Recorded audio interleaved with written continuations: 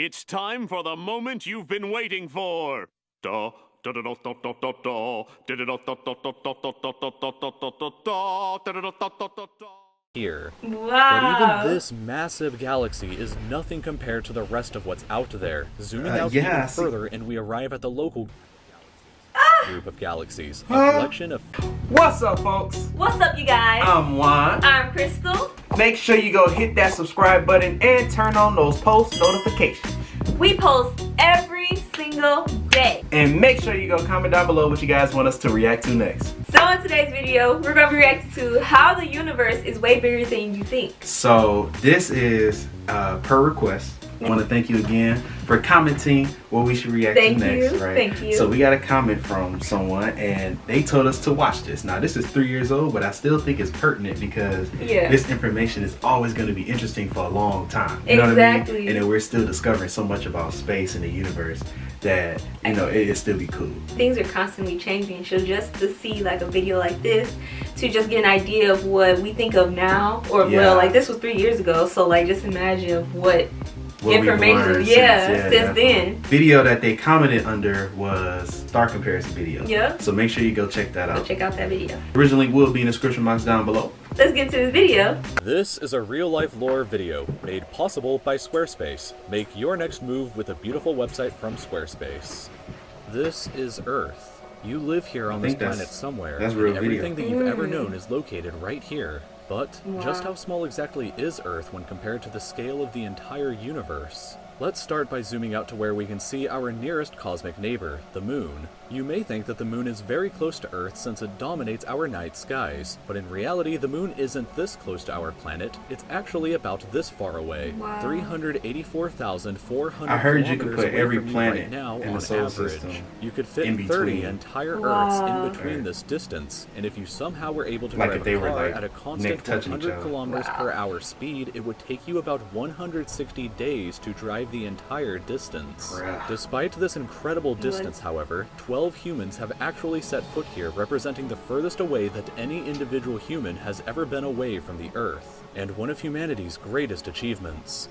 This is what the Earth would look like from there if you were standing there, and be as high as 401 million kilometers. That means that whenever humanity finally gets around to landing a human on the planet, that person will be 986 times further away from Earth than the astronauts who landed on the Moon were. In addition, the time delay for sending a message from Mars back to Earth isn't just 2.5 seconds, it's actually more like 20 minutes each direction, which would render instant communication in the event of an emergency impossible.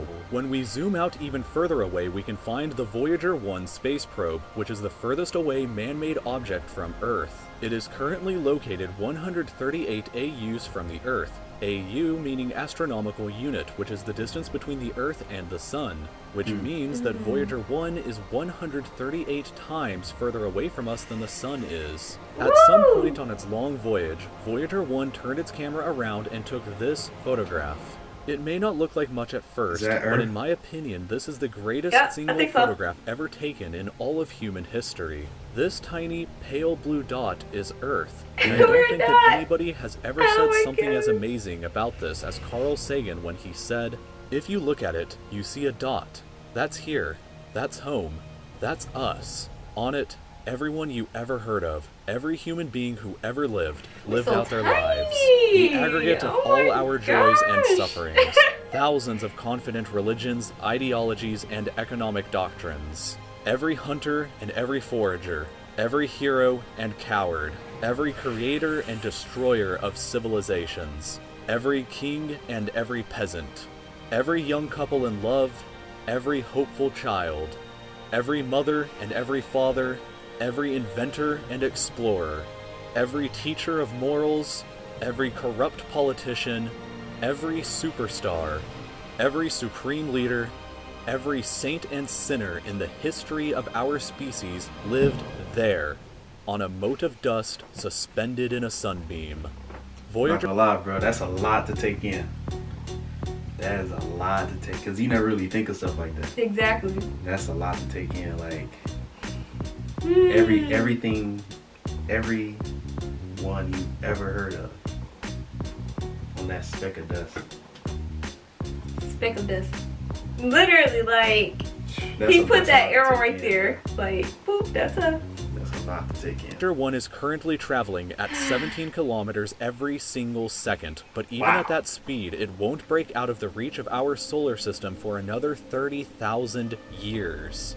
Once we go beyond the solar system, we arrive in our interstellar neighborhood. Here we shift to the light year unit of measurement, which is the distance that light travels in a full Earth year, or about 9.461 trillion kilometers. The star Proxima Centauri here is the closest other star to us other than our Sun, but it's still 4.24 light years away from us. To put that into perspective, if it was heading in the right direction, it would still take Voyager 1 over 70,000 years to reach it. Whoa, in other words, okay. if you drove your car at 100 kilometers an hour like in our previous example to the moon, it would take over 6 times longer than the entire age of the universe is just to finally get there, and it wouldn't even exist still when you arrived. When we zoom out even further, we can see the entire Milky Way galaxy, inside of which Earth is located right here. This yellow dot is the furthest extent of humanity's radio broadcasts throughout history, which means that any possible aliens who live outside of this range are totally unaware of humanity's presence. It's complete silence outside of this yellow dot as far as we are currently aware, but the entire galaxy spans over 100,000 light years from end to end. There are over 100 billion stars and over 100 billion planets inside of our galaxy. But you have never seen the full glory of the galaxy at night, because 99% of the stars that you can see with the naked eye are limited to this small, tiny region right here. Wow. But even this massive galaxy is nothing compared to the rest of what's out there. Zooming out even further, and we arrive at the local group of galaxies, a collection of 54 different galaxies that is about 10 million light years across. But zooming out even further, and we can see the Virgo supercluster, of which the local group here is just a tiny segment of. There are at least 100 other groups of galaxies just like our own local group inside of here, and the distance from one side to the other is a mind-numbing 110 million light years. The fact that it's making our galaxy look like a speck. But even the massive Virgo supercluster is nothing but a quiet and tiny lobe of the Great Laniakea supercluster, an enormous structure that is home to our galaxy as well as 100,000 other galaxies.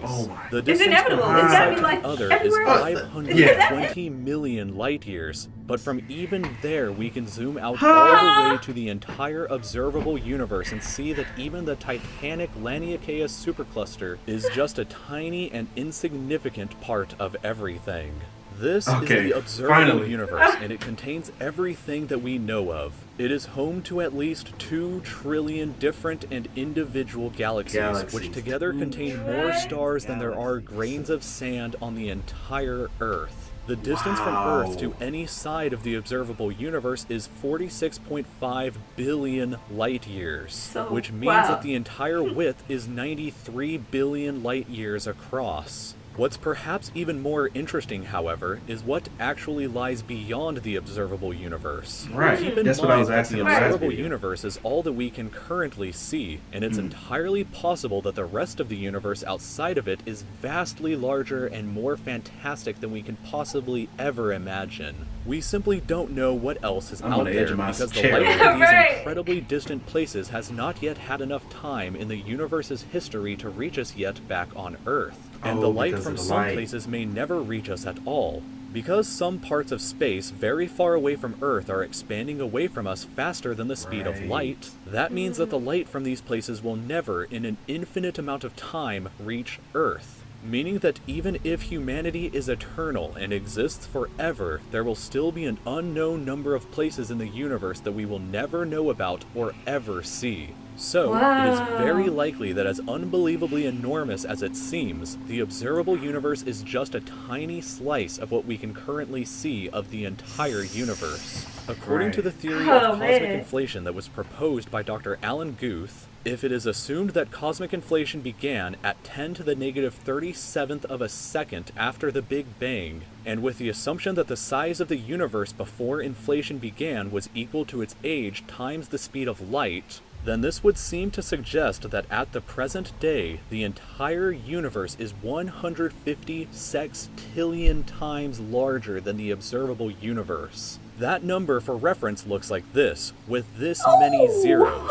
Let this number sink in for just a moment. This would be similar to you thinking that the entire observable universe, everything that you could see, was the size of a light bulb, but then realizing that in reality the entire universe is larger than the former planet of Pluto. Imagine a light bulb in the center of Pluto, but we inside the light bulb were totally unaware that Pluto existed outside of it, and that's a similar situation to this.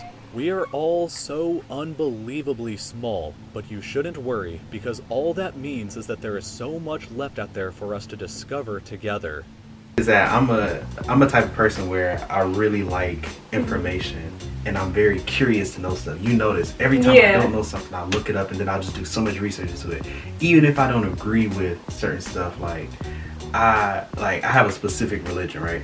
I will do research in other religions because they're just so interesting. I like to know about stuff like that. And so the fact that I know that I can't know everything just eats me up inside, bro. Like Socrates, you know, a wise man knows nothing, you know, like what makes you truly the wisest person is to admit that you actually don't know anything. And it just kills me, the fact that I cannot know everything. And we will never know. Like the fact that he even said the ratio of observable universe to possible other universe is almost like a light bulb to the planet Pluto, or the former planet Pluto. Like right there in the middle. We're inside of this light bulb. Not even a big portion of the light bulb. We're a small percentage. We're a speck. Not even a numeric percentage. Right. It's a, you know, some type of decimal like percentage of that light bulb. Not only, let alone that, but Pluto? Man, comment down below what you guys think. Comment down below what you guys want us to react to next. And make sure you hit that subscribe button. It's free, baby. Just click the button. Sorry, we won't tell nobody.